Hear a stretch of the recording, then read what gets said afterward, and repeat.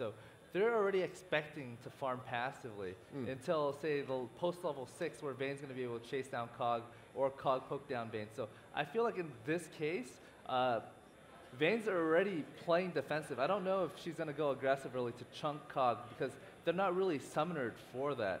So the exchange can turn out very, very badly for CLG. So I feel like even though Cog should lose a little bit earlier in the game, he's going to be perfectly fine with the Janna combo because Janna with Cog is actually pretty strong. So we got both teams now in the game, and actually pings were initially going down right here in the top river around by Baron area, but it looks like V8 will just go ahead, take the top tri-bush. They may go in towards CLG's blue. And CLG looking, they're ready to defend. They're ready to defend the invade, but they're not quite sure where it's coming from. V8 all just gathered right here. So the thing with this top. is, the expectation is they have a jungler Malphite. Malphite's very, very dependent on blue. Oh, there's going to be a fight here. This is going to be bad. Oh, V8 left. We're stepping on V8 needles left here. before they engaged. But Triescimo going back into the bush. Oh, they see him. Oh. They see him right there. No, Triescimo, don't do it. Oh, no. How unfortunate. How unfortunate. So basically what happened was V8 was trying to play some mind game. There's an expectation that Malphite will start at blue, so they're expecting CLG to invade. And so they camped that tri-brush up top, and they camped it, but they left about 2 seconds too early. Had they stayed in that area a little bit longer, they would have seen CLG move up, and that would have given away the position.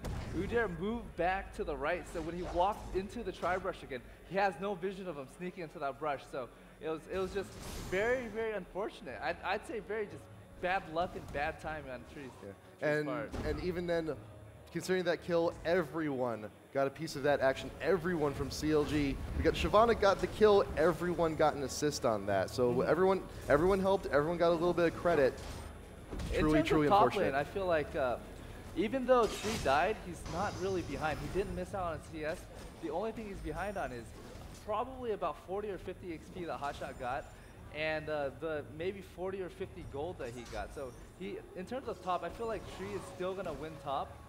However, since Shyvana did get first blood, he's going to have a lot of pressure from the jungle. Coming around, Triescimo being chased into the bush. Saint Vicious is here to do a little bit extra damage to taunt. Going down to Triescimo will be enough. Yes, it will.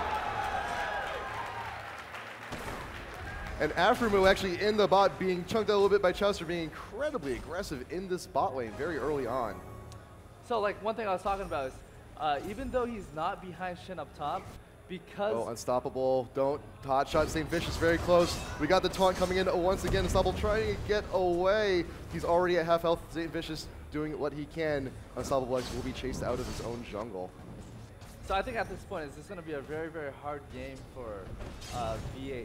Basically, anytime you feed a jungler, I feel like when I play, specifically as a jungler, when I get an early kill, my presence in the game is just so much more powerful. I'm able to counter jungle, I'm able to invade and just kill them every time I bump into them. So at this point in the game, Malphite should be able to do fine against Shyvana in the jungle. However, since Shyvana is 2-0, there's no way. Every time she finds Malphite, Malphite's going to have to run at this point. Saint Vicious at it again. Takashi X, big fat LP splashing in to get the rune. Takashi X, it's Saint Vicious very close. Ignite gonna bring her down to about 120. And there, Aphromoo also being chunked out huge in bot lane. So Tree, Eskimo, Hotshot still duking it out top lane. And CLG, the bot lane, they're kind of really looking for blood here on Aphromoo. Every time they get an opportunity, auto attacks going straight down on the Kog'Maw.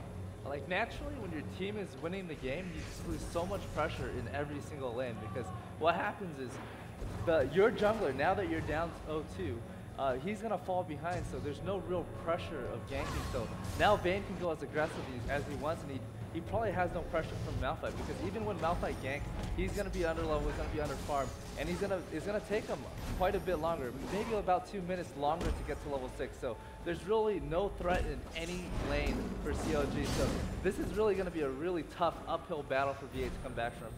They've already had Tree Eskimo die twice. Aphromoo being pushed to tower.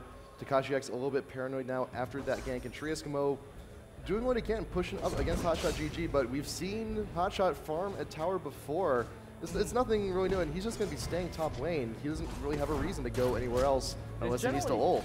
It's generally pretty easy for Shen to farm at lane. You combine his key strike with his passive.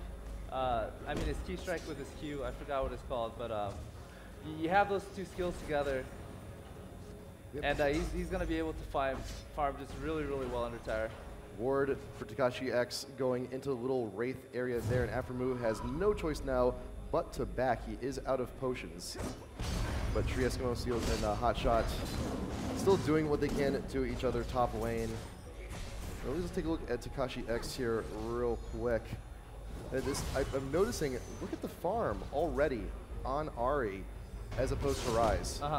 10 up. I'm actually surprised. I feel like the matchup, with the advantage from Ryze, he should be winning lane, but it also, if Ahri can land a good E and chunk him, he can put Ryze on the defensive really, really easily as well. But V8, learning from their mistakes, they've got proper ward coverage. They know if they're going to be approached. St. Vicious actually doing what Shyvana does best, counter jungling, taking those raids real quick. But Tekashi X being pinged out by CLG to know that Ahri's wandering down bot lane, and Chowster retreating to tower. What is Ahri going to be doing? Not a whole lot, but top right here, Tree Eskimo up top lane. Taunt again from Hotshot. St. Vicious coming in once again. Deja vu. The exhaust coming in, and Tree Eskimo falls once more. Even with the ward coverage, even with the ward, they can't prevent those ganks. The thing with Tree is, since he did give up that first blood and the second, he's just incredibly behind. Under normal circumstances, if he's even in farm and he's able to do what he needs to do, the ganks wouldn't have nearly been as effective. But since he is behind, anytime you gank a champion that is behind, it just becomes increasingly easy. So one thing we can continue to look for is just all that aggression up top to keep Tree Eskimo down, because you know the matchup naturally. Oh, Tekashi getting quite chunked out in mid. The wolf fall back, but in bot, Muffin Cutie does fall. Chester and Doublelift being able to get the last bit of damage, and Aphromoo still being chunked as he's trying to get away. So one thing is the Udyr versus Shen matchup. Naturally, Udyr beats Shen in lane. He's able to burst Shen through his shield and actually do a little bit extra. But since he is being kept down, now Shen should be able to farm pretty freely against him. Blue buff being passed over to Big Fat. He'll be taking that with him in the mid. Ryze, yeah, he does pretty good with mana. Mana's his thing, kind of, almost. A little bit. He could definitely use that to his advantage in the mid. He's still down. Well, actually, no, he caught up pretty quick in the creep score. But Ahri will also be looking to get blue buff as well, so she'll be taking that with her as well. But ping going down around Dragon area. We got wards from both teams down there, and Pink Ward actually going down from Unstoppable X will be reducing the vision of CLG in that area. But they know their ward's missing now, so just a little bit more wary. One thing you can definitely see is just a lot of aggression near Dragon for CLG. Because they do have Shen ulti, he can come in at any point. Udyr does not have ult, and Shyvana has Wriggles. With her Q, she's going to be able to proc Wriggles a lot more frequently, so Dragon's going to come down really, really easy. This is pretty much a free Dragon for CLG. I can't see V8 contesting this, just because bottom lost and just jungle is just so incredibly sad.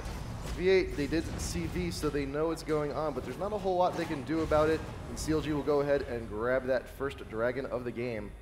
And Hotshot, Tree Eskimo still around. Unstoppable X and Tekashi, they're looking around a little bit in the jungle, but bot lane, we've got Shyvana in wait. St. Vicious being ulted by Shen, going through the tower. Muffin Cutie going down immediately, and Aphromoo does not have anywhere to go, but he's chasing after Chowster. Will Chowster live? I'm not sure. 49 health. Gotta run away from that little bug. Just got away. 50 health, being able to eke it out. My heart's starting to worry just a little bit. I feel like at this point in the game, V8's gonna pull out some really, really big plays of the comeback, and really, I feel like that big play is gonna have to center around Ahri. Just because Ahri, I feel like she's one of those champions that when you're behind, she's capable of making big plays. She's able to roam and really just output a lot of damage. So if things are gonna go as they are, this is really just gonna snowball way out of control. Wonderful, wonderful moves by CLG, taking out bot tower 10 minutes into the game. Just if we get more ganks like that, just my heart palpitating so wildly. It's going to be crazy. Chuster now defending top lane. Real quick, Trieskimo doing what he can. And Tekashi X actually making a little bit of a move here on the Big Fat, but Pings going down around blue buff for V8 from both teams. Saint Vicious in the neighborhood looking to do something, and Tekashi X pushing it Big Fat past tower, but right here, Malphite, he realizes his wolves not quite there, knows Saint Vicious is in the area, but Hotshot is down here with Aphromoo trying to chunk him out. Ignite's going down, Cleanse going down. Aphromoo, will he be able to get away? I'm not so sure. It's one more attack or two, and Hotshot is able to get, but Hotshot, once again, the true damage, will he be able to finish him off? Shield's going down, the shield! That shield, but Ari is here. Big Fat has found Tekashi X trying to help, has to get away, and the dragon coming in. Saint Vicious trying to close the gap with Tekashi X. You have the ultimate. You're a little bit more mobile. CLG has to back off. Trieskimo now defending against a two-man push bot lane. We got a little lane switch action going here. I think at this point, V8, what they need to do is they just really need to group up and find a pick and take towers. Find a pick and take towers. If they're not able to do that, this game is going to end very, very quickly. Just because what CLG is trying to do is they're just rotating lanes right now. Basically, after they took bottom tower, they sent Shen there because, you know, Shen isn't a great pusher. He's great at holding lanes.